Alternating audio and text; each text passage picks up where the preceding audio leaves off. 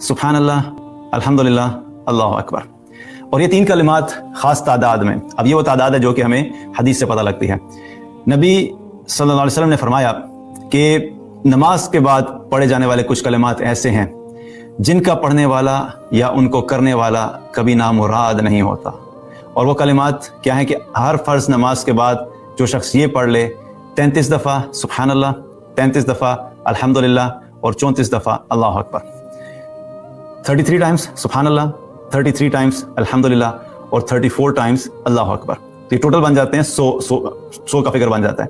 तो जो शख्स भी हर नमाज के बाद इस तरीके से पढ़ता है तो आप सल्लल्लाहु अलैहि वसल्लम ने क्या फरमाया कि वो कभी नामुराद नहीं होगा, यानी अल्लाह उसकी सारी मुरादें पूरी करेगा। अल्लाह सुब्हानहू तआला उसकी सारी मुरादें पूरी करेगा, जो वो चाहेगा अल्लाह से मांगेगा, अल्लाह सुब्हानहू तआला जब जो बेहतर उसके लिए समझेगा उसको वो अता फरमाएगा। तो हर नमाज के बाद ये पढ़ लिया करें। और एक और जिक्र है जो इसी से मिलता जुलता है, मैं वहाँ पे मेंशन कर दूं ताकि कुछ लोग कंफ्यूज ना हो। एक और जिक्र है जिसके बारे में हदीस में आता है कि नबी करीम सल्लल्लाहु अलैहि वसल्लम ने फरमाया कि जो शख्स भी हर नमाज के बाद 33 दफ़ा सुबहान अल्लाह पढ़ता है, 33 दफ़ा अल्हम्दुलिल्लाह पढ़ता है और 33 दफ़ा अल्लाहु अकबर पढ़ता है और फिर एक दफ़ा कहता है ला इलाहा इल्लल्लाह वहदहु ला शरीका लहू लहुल मुल्कु व लहुल हम्दु व हुवा अला कुल्ली शैइन कदीर।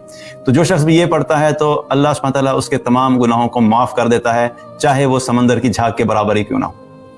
तो ये 2 मुख्तलिफ अज़कार हैं, फ़र्क सिर्फ एक है कि पहले वाले में क्या है कि 33 + 33 + 34, 33 टाइम्स सुबहान अल्लाह, 33 टाइम्स अल्हम्दुलिल्लाह और 34 टाइम्स अल्लाहु अकबर। और दूसरे में क्या है 33 टाइम्स सुबहान अल्लाह, 33 टाइम्स अल्हम्दुलिल्लाह और 33 टाइम्स अल्लाहु अकबर और एक दफ़ा जो ला इलाहा इल्लल्लाह।